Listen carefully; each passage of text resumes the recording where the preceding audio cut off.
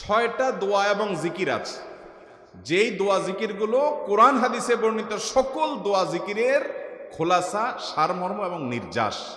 এই 6টাকে যদি কোনো মুসলমান নিয়মিত আঁকড়ে ধরে, তাহলে কোরআন এবং হাদিসের যত দোয়া এবং জিকির আছে কেমন যেন তার নির্যাসটা নিয়মিত সে আমল করলো। বলবো সেগুলা। এই 6টা দোয়া এবং জিকিরের মধ্যে সর্বপ্রথম হলো নবী করিম সাল্লাল্লাহু আলাইহি সাল্লামের প্রতি দুরূদ প্রেরণ করা। নবীজি সাল্লাল্লাহু আলাইহি সাল্লামের প্রতি দুরূদ প্রেরণ করার আমল এরকম আমল, আপনি যদি সারা দিনে শুধুমাত্র নবীজির প্রতি দুরূদ প্রেরণ করার আমলটাই জিকির হিসাবে সবচেয়ে বেশি করেন, দোয়া হিসাবে যদি এটাই আপনি সারাদিন করতে থাকেন, তো আপনার জন্য যথেষ্ট হবে, আল্লাহর কাছে আর কিছু না চাইলেও চলবে।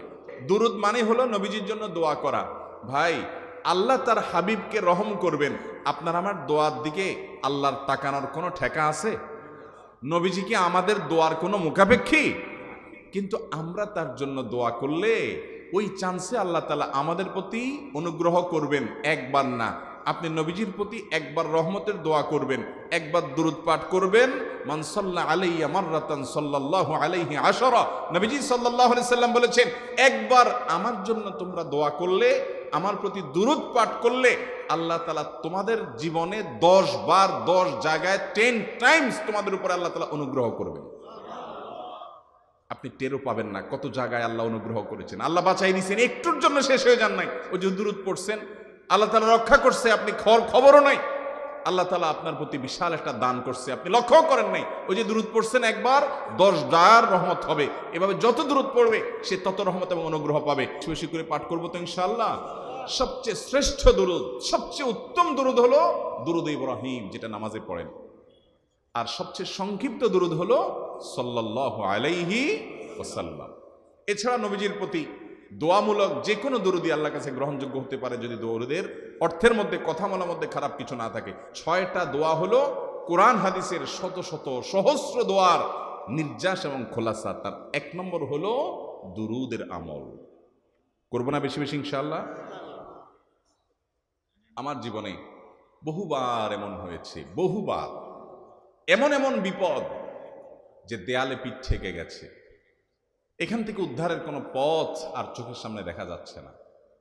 আমি এই আমলটি, এর পাশাপাশি ইস্তেগফারের আমল, যেটা 2 নম্বরে বলবো আমি, এই 2টি আমল কন্টিনিউয়াসলি করে গেছি, হরদম প্রতি নিঃশ্বাসে নিঃশ্বাসে, বাস টয়লেটের টাইম বাদে বাকি ফুল টাইম এটা দুরূদ এবং ইস্তেগফার অব্যাহত রাখছি।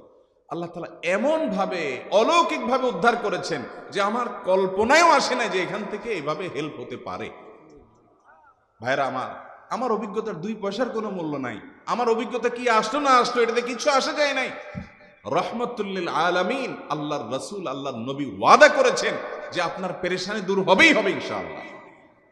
অতএব দুরূদের আমল বেশি বেশি করবো না ইনশাআল্লাহ।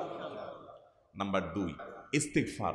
এটাও বেশি বেশি করতে হবে, কারণ ইস্তেগফার সম্পর্কে কোন হাদিসের ভাষ্যের মধ্যে মান লাজিমাল ইস্তেগফার ভাষ্য এসেছে, অর্থাৎ যে ব্যক্তি ইস্তেগফারকে আঁকড়ে ধরবে, এটাকে কন্টিনিউয়াসলি করবে, ইস্তেগফার কখনো ছাড়বে না, সবসময় তার মধ্যে ইস্তেগফার অব্যাহত থাকবে, ওই ব্যক্তিকে আল্লাহ রাব্বুল আলামিন বিভিন্ন পেরেশানি থেকে সারপ্রাইজড হওয়ার মতো এমন এমন পথ বের করে দিবে যে সে চিন্তাও করে নাই। তার পেরেশানি থেকে মুক্তির পথ আল্লাহ তাআলা দেখায় দিবে। ইস্তেগফার কিভাবে করবেন ভাই? ইস্তেগফার এমন একটা আমল, এটা ছাড়া তো আমাদের উপায় নাই ভাই। ইস্তেগফার আমাদের দুনিয়ার পেরেশানি দূর করবে, আখিরাতের পেরেশানি দূর করবে। রুটি রুজি নাই, চাকরি নাই, ইনকাম নাই, ব্যবসা খারাপ যাচ্ছে, পেরেশানি হচ্ছে, ইস্তেগফার ধরো, কি হবে? 1 নম্বর লাভ হলো আল্লাহ মাফ করে দিবেন গুনাহ। ইউরসিলিস সামা আলাইকুম মিদরারা, যাতে ফসল ভালো হয়, রিজিক ভালো হয়, সেই ব্যবস্থা আল্লাহ করবেন। ওয়ায়ুমদিদুকুম বিআমওয়ালিন ওয়া বানিন, ছেলে মেয়ে হয় না অথবা ভালো ছেলে মেয়ে নাই, আল্লাহ তাআলা নেক সন্তান দিয়ে তোমাকে শক্তিশালী করবেন, সম্পদ দিয়ে শক্তিশালী করবেন।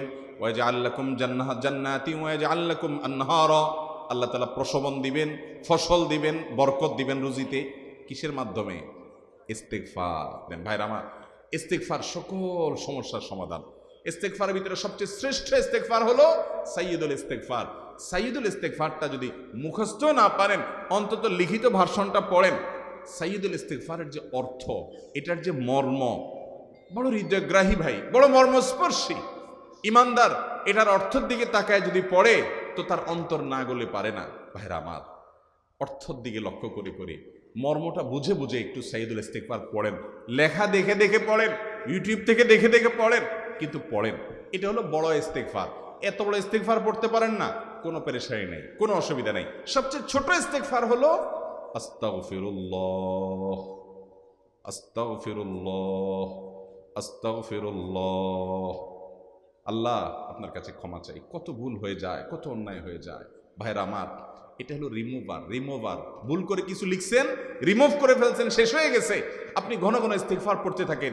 অগণিত ভুল হয়, অগণিত ত্রুটি হয়, বারবার ইস্তিগফার এগুলোকে সবগুলোকে শেষ করে দেয়।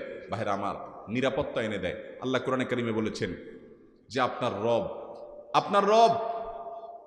আপনার কওমের প্রতি আযাব নাজিল করবেন না যদি আপনি থাকেন। আর যদি তারা ইস্তিগফারে রত রাখে তাহলে গণ আযাব আল্লাহর পক্ষ থেকে আসবে। আরেকটা ইস্তিগফার হাদিসে বর্ণিত, আস্তাগফিরুল্লাহাল্লাযী লা ইলাহা ইল্লা হুয়াল হাইয়ুল কাইয়্যুম ওয়া আতুবু ইলাইহি ওয়া লা হাওলা ওয়া লা কুওয়াতা ইল্লা বিল্লাহ। এটাও ইস্তিগফার।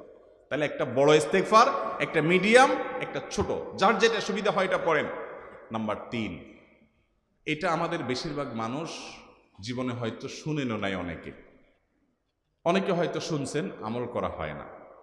খুব সীমিত সংখ্যক আল্লাহর বান্দার আমলের তৌফিক হয়। সেটা হলো ইয়া যাল জালালি ওয়াল ইকরাম। এটা একটা জিকির, আল্লাহ তাআলাকে ডাকা, আহ্বান করা, এটাই জিকির। ইয়া যাল জালালি ওয়াল ইকরাম। নবী করিম সাল্লাল্লাহু আলাইহি সাল্লাম বলেছেন, আলিজু বিয়া যাল জালালি ওয়াল ইকরাম। তোমরা ইয়া যাল জালালি ওয়াল ইকরাম এটাকে আঁকড়ে ধরো, এটাকে নিয়মিত করো, বেশি বেশি করে বলতে থাকো এটাকে সব সময় এটাকে মুদাওয়ামাতের সাথে কন্টিনিউয়াসলি এটা বলতে থাকো, ইয়া যাল জালালি ওয়াল ইকরাম।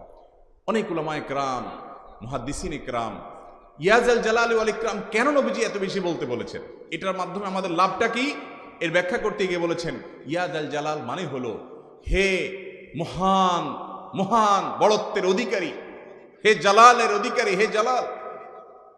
ওয়াল ইকরাম, হে দানশীল।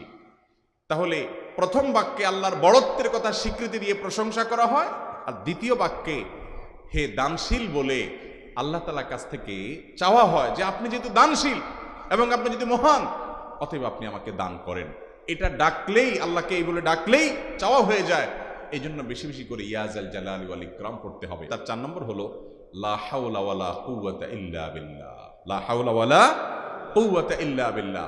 লা হাওলা ওয়ালা কুওয়াতা ইল্লা বিল্লাহ, এটা হলো সারেন্ডার করা, আল্লাহর কাছে সারেন্ডার করা, আত্মসমর্পণ করা। মানে আল্লাহ ছাড়া কোনো ভালো কাজ করার ক্ষমতা কারণ নাই, করার তৌফিক দেওয়ার ক্ষমতা কারণ নাই, আর পাপ থেকে বাঁচানোর ক্ষমতা কারণ নাই। এই জন্য আমি কেমন যেন আল্লাহর কাছে সারেন্ডার করছেন। লা হাওলা ওয়ালা কুওয়াতা ইল্লা বিল্লাহ। কোন অবস্থা, কোন সামর্থ্য, এগুলো কারোর কাছে নাই, শুধুমাত্র কার কাছে আছে? আল্লাহর কাছে আছে। এই অর্থ বুঝে আপনি লা হাওলা ওয়ালা কুওয়াতা ইল্লা বিল্লাহ বেশি বেশি পাঠ করবেন। নবী করিম সাল্লাল্লাহু আলাইহি সাল্লাম বলেছেন, তোমাদেরকে কি আমি জান্নাতের একটা ভান্ডারের খবর দিব, যেটা জান্নাতের ভান্ডার, সওয়াব টওয়াব না, সাধারণ অল্প স্বল্প সওয়াব না, পুরো জান্নাতের ভান্ডারের সন্ধান দিয়ে দিব। সাহাবা ইকরাম তো চাইতেনই সেটা। নবীজি সাল্লাল্লাহু আলাইহি সাল্লাম তখন বলেছেন যে লা হাওলা ওয়ালা কুওয়াতা ইল্লা বিল্লাহ, এটা হলো কানজুম মিন কুনুজিল জান্নাহ, জান্নাতের ভান্ডার সমূহের মধ্যে থেকে একটা বড় ভান্ডার হলো লা হাওলা ওয়ালা কুওয়াতা ইল্লা বিল্লাহ। অতএব এই আমলটাও বেশি বেশি করবেন। 4 নম্বর আমল হয়ে গেল। 5 নম্বর আমল হলো দোয়া ইউনুস। দোয়া ইউনুস জানা আছে তো? লা ইলাহা ইল্লা আনতা সুবহানাকা ইন্নী কুনতু মিনাজ জালিমিন। ভাইরা আমার, অর্থের দিকে তাকায়া মাঝে মধ্যে মোবাইল টোবাইল সব ফালায় রেখে একটু আল্লাহর সাথে কথা বলবেন, আল্লাহর সাথে একটু কানেক্টেড হওয়ার চেষ্টা করবেন, আল্লাহর সাথে একটু সংযুক্ত হওয়ার চেষ্টা করবেন। ডিসকানেক্টেড তো পুরো লাইফটা কাটাই দিলেন, একটু কানেক্টেড হওয়ার চেষ্টা করেন। প্রতিদিন কিছু সময় বসে একটু জিকির করেন, চলতে ফিরতে একটু আল্লাহকে সময় দেন। আপনি উপকৃত হবেন, আপনার কলব জিন্দা হবে, আমল নামা সওয়াবে পরিপূর্ণ হবে। লা ইলাহা ইল্লা আনতা সুবহানাকা ইন্নী কুনতু মিনাজ জালিমিন। অর্থের দিকে তাকান, কত মর্মস্পর্শী। লা ইলাহা ইল্লা আনতা, আল্লাহ আপনি ছাড়া কোনো সত্যিকারের মাহবুদ নাই, উপাস্য নাই। সুবহানাক, আপনি পবিত্র, আমি আপনার পবিত্রতা জ্ঞাপন করছি। ইন্নী কুনতু মিনাজ জালিমিন, তবে আমি সেসব মানুষদের অন্তর্ভুক্ত যারা নিজের প্রতি নিজে জুলুম করেছে, অবিচার করেছে, অন্যায় করে আমার নিজের পায়ে নিজে কুড়াল মেরেছি বহু। এই বাক্য পাঠ করার পর ইউনুস আলাইহিস সালামকে শুধু রক্ষা করেছেন আল্লাহ তাই নয়, আল্লাহ বলেছেন একইভাবে তাকে যেরকম রক্ষা করেছি, এই বাক্য যদি কেউ পড়ার মতো পড়ে, হক আদায় করে পড়ে, মনের গভীর থেকে পড়ে, মর্ম উপলব্ধি করে পড়ে, নিয়মিত পড়ে, ওয়াকাযালিকা নুনজিল মুমিনিন, ঈমানদারদেরকে আমি রক্ষা করে দেবো এভাবে। ভাইরা আমার, আমরা বিপদ আপদে পড়লে হুজুরদের কাছে চলে যায় দোয়ার জন্য। অনেকে মাজারে চলে যায়, সেখানে মানত করে, টাকা পয়সা দেয় বিপদ উদ্ধার করার জন্য। কপাল পড়া জানে না ও কার গোলাম, ও আরশে আজিমের মালিকের গোলাম, তার সাথে ডাইরেক্ট কানেক্টেড হওয়ার সুযোগ আছে, শুধু ইউজ করলেই হয়, সুইচ দিলেই হয়। কপাল পড়া জানে না, ডানে বামে গিয়ে নিজের আমল বরবাদ করে, ঈমান বরবাদ করে, তাওহীদ নষ্ট করে। ভাইরা আমার, তাহলে যে কোনো সমস্যা ফিল করি অথবা স্বাভাবিক অবস্থাতে দোয়া ইউনুস পাঠ করব। 6 নম্বর হলো সুবহানাল্লাহ, আলহামদুলিল্লাহ, লা ইলাহা ইল্লাল্লাহ, আল্লাহু আকবার। এই বাক্যগুলো দেখবেন ঘুরে ফিরে নবী করিম সাল্লাল্লাহু আলাইহি ওয়াসাল্লাম সারাদিন পড়তেন।